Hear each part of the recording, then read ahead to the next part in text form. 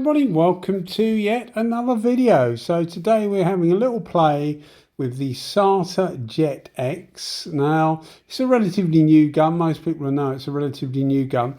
Now this video is for base coat, so I'm using the 1.3 RP, which would normally be considered a clear coat gun, but it's the only one I've got and it's the only one I wanted to buy really. If a cheap HVLP version comes along, I will get one. I'm quite keen to see whether the body is actually the same on the JetX, and it's just the tip and the cap that varies, because on the earlier models it is actually different. The Sata 5000 actually has the same body, but on the HVLP there's two small brass inserts in the exit holes of the body before it goes around the tip.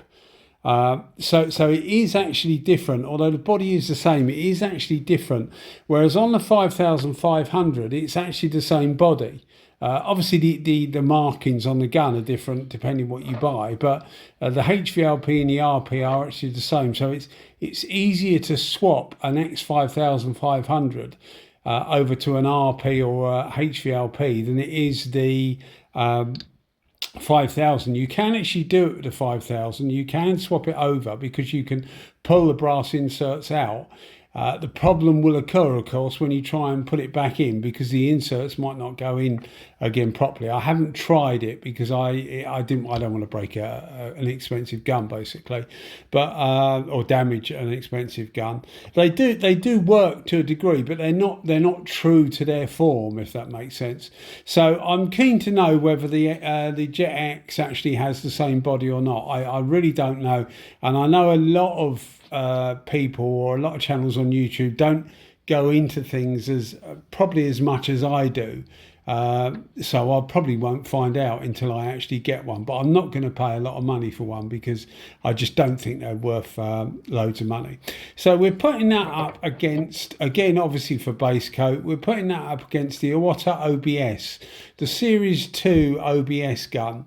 Now OBS stands for optimized base coat settings, so it is a base coat gun, and the reason I put both of these together is because they're both ridiculously expensive. And they are both what's generally called in the industry a conventional gun. So they don't use HVLP technology, which is very commonly used for base coat application.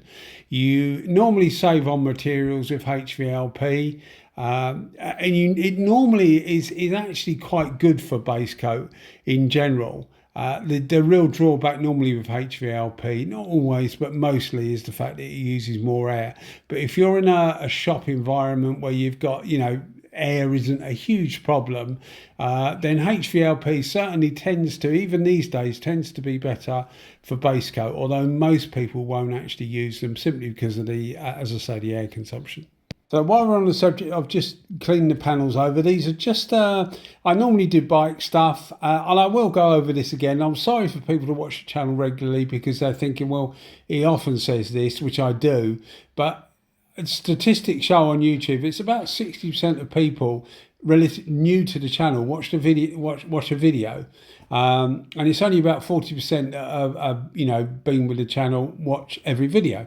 So it is worth mentioning that I normally do bike stuff. It started out as a bit of a hobby, but it's actually morphed into much more of that now. That was nearly 10 years ago, but it's morphed into much more than that now. So I keep a couple of panels, which I do mean to change. At some time I will change them, but for our purposes, all we need is two panels exactly the same.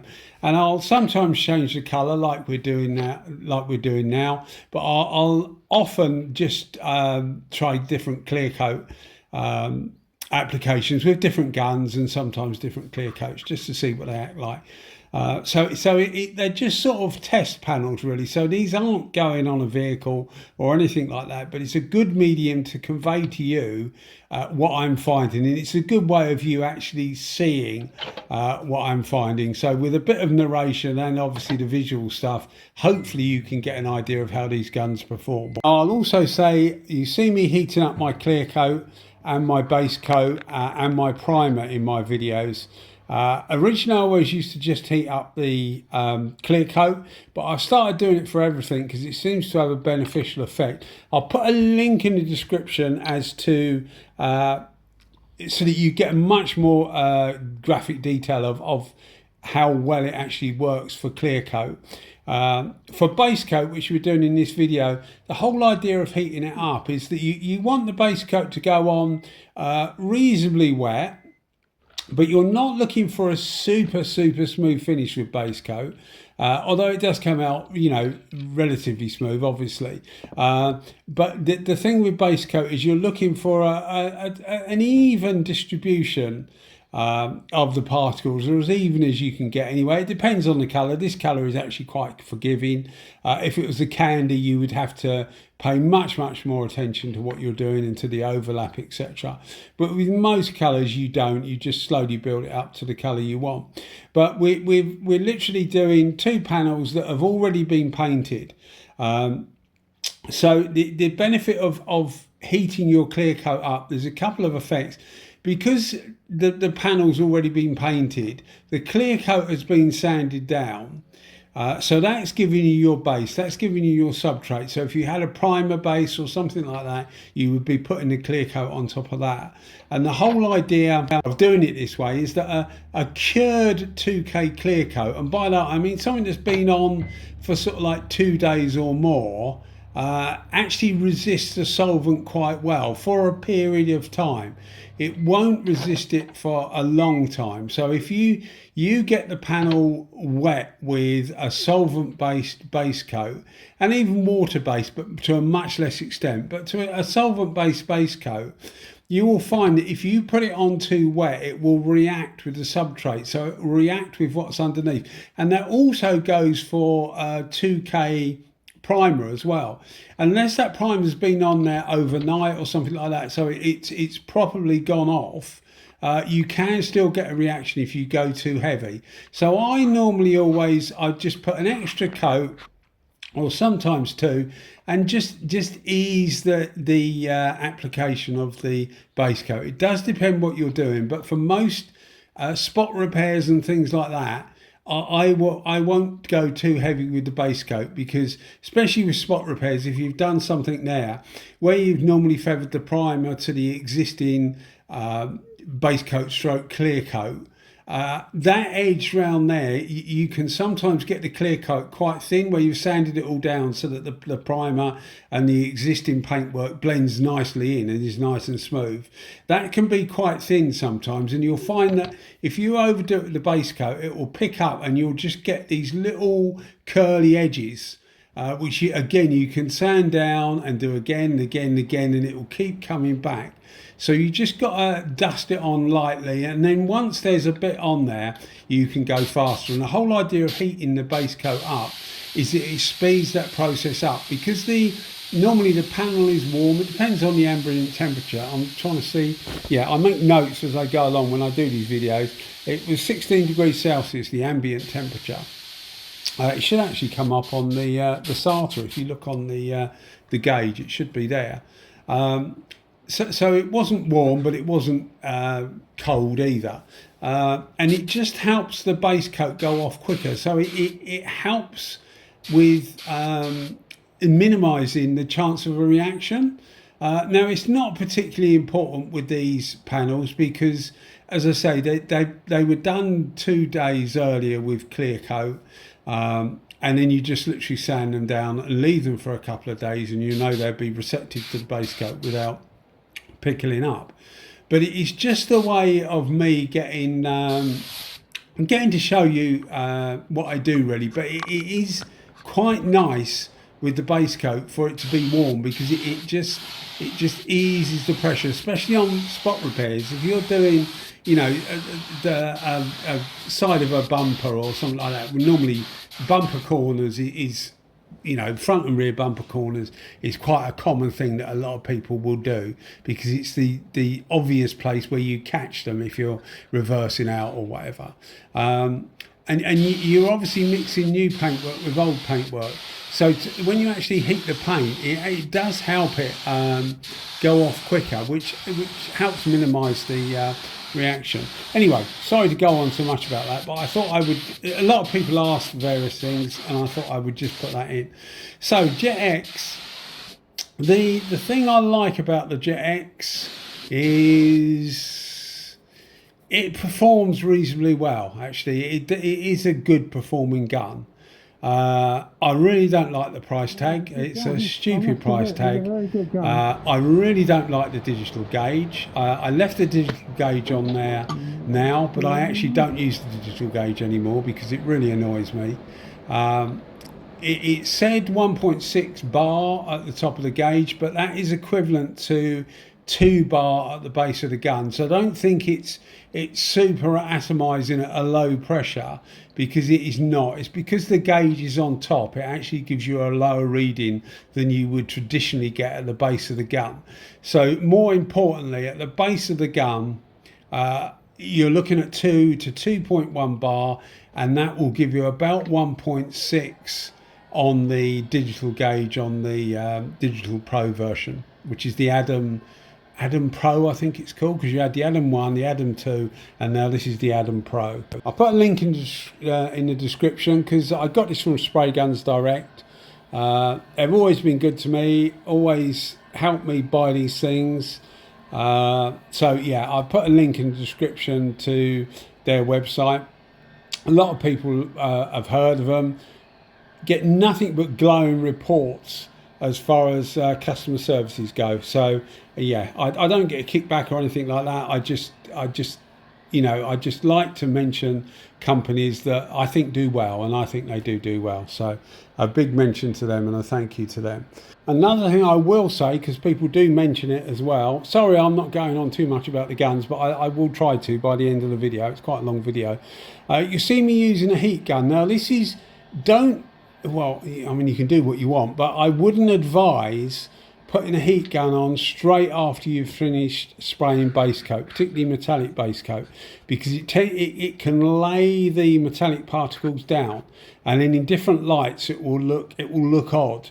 So wait for it to go off slightly before you actually apply any heat. And if you're using a heat gun, make sure you've allowed, in this video it will be about 4 or 5 minutes before I apply the heat gun, because what I'm doing is I'm applying the heat gun to put some heat into the work just before the next coat, not straight after the coat that's just been applied, if that makes sense.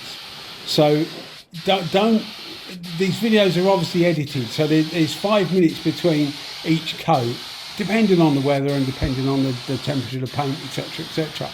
But don't think that, you know, I apply a coat and then I get my heat gun out and put it straight on it, because you shouldn't do that, because as I say, it will affect the metallic particles the way they lie.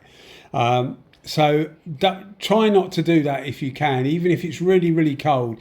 It's quite difficult to get a run in base coat, to be honest.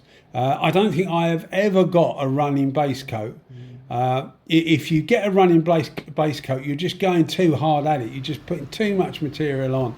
You're either, you know, moving too slow, or you're doing something. As I say, I've never got a run in base coat, so it's a really difficult thing to do.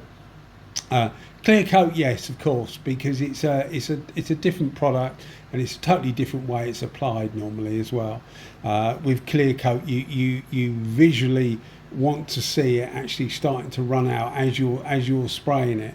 You just need to get an idea of what's going on. Whereas with base coat, if it's a little bit thin, it really doesn't matter, because you'll just come along with another coat anyway. As I say, with candies and things like that, it's a much more stricter process. You just have to make sure you're overlapping correctly, etc, etc. And you do have to be careful with certain colours as well, because you can end up with tiger striping, and that's where you effectively get normally like a slightly wetter edge than in the centre, and your overlapping is not quite the same, and it ends up you get a few lines where it's actually there's more paint than there is on other areas, if that makes sense. I don't think I've explained that properly, but you get an idea of what I mean, hopefully. But going back to the JetX, there's quite a few problems with it, and what's really annoyed me actually is now I registered this with Sata UK, and I think you get a 3-year warranty with it if you register it. I think it's 1+2 they call it, and I registered it with them. Now in the States there's been quite a few reports of problems with the digital version and the digital ready version, as they call it, because it has the dock for the Adam X Pro gauge or whatever it's called, and there's been quite a few problems with that, in that the ball inside, there's a little ball which effectively springs out to seal against just a plastic hole really, which is what the gauge butts up to, and that retracts inside because what's holding it on this inside lets go, and that goes into the body and locks the trigger effectively, because it's not allowing the lever to come back, because the ball and the thing that holds the ball in is in the way effectively. But in the UK we've heard absolutely nothing from Sata UK. Now they know I've got one, and they've got my email address, they know where I am, everything, etc. Now I can't be the only one that hasn't heard from them saying, listen lads, we know there's a problem with these things, but we're going to sort it out, rest assured you'll be supplied the parts. Absolutely nothing, and that really winds me up, because if there's a problem with a gun, they should, a bit like the automotive industry, you know, they should recall it. Now, you know, it's not a safety issue as such, but it's quite an annoying issue, especially when you pay that sort of money for a gun. So I'm just left bewildered by this gun really. I just find it overhyped and overpraised really. As I say, it performs reasonably well, but I could probably name at least 6 or 8 guns that I think perform better, and are cheaper as well. So yeah, I mean, it's not particularly brilliant. I deliberately left the Sata JetX out of my top 12 base coat guns, and the reasons for that was not because it's bad at doing what it does, because as I said before, it actually is, and it's actually quite a good gun. But I haven't got the HVLP version, and the HVLP version would be better for base coat, I think. So I deliberately left it out. I also left the OBS out, and that was, I did explain in the video at the time, the OBS could quite easily have slotted into the same position as the LS400 did, but it's just, you can't put every gun that you want to in a top 12, because there's more than 12 guns that you actually want. But I find, as an overall base coat gun, the OBS is actually better than the LS400. Again, I've got a bit of a gripe with this, in that if you look at this gun on the handle, where you put your hand around the handle, if you look at near where your thumb might sit, a bit lower than where your thumb might sit, you will see that I've got like a copper colour coming through the chrome. These are sort of like a black chrome, and there's a copper colour coming through underneath. It's not peeling or anything like that, but it is tarnished, and that wasn't there when I first got it. So there's obviously a problem with the plating, and that has been dogging these guns for, well, since they came out. They were due to be released, I think they were released in Europe in something like April. This is 2022, I think, or 21. Something like April, and they were due to be released in the States, Australasia, etc. at the end of that year, in November that year. And they were postponed by over a year. And I'm pretty sure that was because they were having real problems with this plating. Whether it is now cured or not, I really don't know. It's only the Italian-made ones, which are like this one, which is a digital version. So I've always said to people, you're better off buying the non-digital version, because it's just going to be a more reliable body. I know that the original OBS and the LS400s and the WS400s, the Series 1s, they had problems with their chrome coming off, but after like 10 years, not after 10 weeks, which is what's happened to some of the other ones. So again, very, very disappointing build quality wise. Performance wise, this is much better than the JetX. And as I said, I'm trying to compare like for like, in that the OBS is not a HVLP gun, and nor is the RP. This is actually very good for base coat, for clear coat as well. And the JetX is better for clear coat than it is for base coat, that's for sure. Which is actually quite odd, because I found the X5500 in RP is actually quite good for base coat. And the 5000 RP is actually quite good for base coat, and it could just be the fact that you're unhappy with how a gun is acting and the problems exist with it. Maybe that's psychologically in my mind is telling me that this isn't particularly good. I don't know, but yeah, the OBS is definitely a better gun than the JetX for base coat. It's also, I reckon it's probably better for clear coat as well. It's slower. The JetX is actually quite quick for clear coat, considering the finish you get, because you do get a super fine finish with it. But the split tip technology of the Iwata really is good for clear coat, but they put a different tip in the OBS. It's effectively, now I got into trouble last time I said this about one of these guns, but I'll say it again. I'll just explain a little bit more about what I was trying to say. Although there's a different designated number for this cap, so you've got the LS400 cap, which is a totally different cap. You've got the WS400, which I think is an 03 cap, and you've got this, which is I think an 05 cap. You'll see at the end when I, at the end of this clip where I hold the gun close up. I think this is an 05 cap, or it might be an 04, and the 05 is the LS. But it is designated a different cap. But it is exactly the same, apart from the bezel around the outside, one being blue and one being silver. It's the same cap, which is exactly what they did on the Series 1. It's just on the Series 1 they had the balls to say that it was the same cap, because they give it exactly the same number. So they're just trying to make you think it's different. And somebody said to me, no, it's a different cap because it's got a different number. Well, there's quite a lot of things in the Iwata range that have got a different number, but they're actually the same.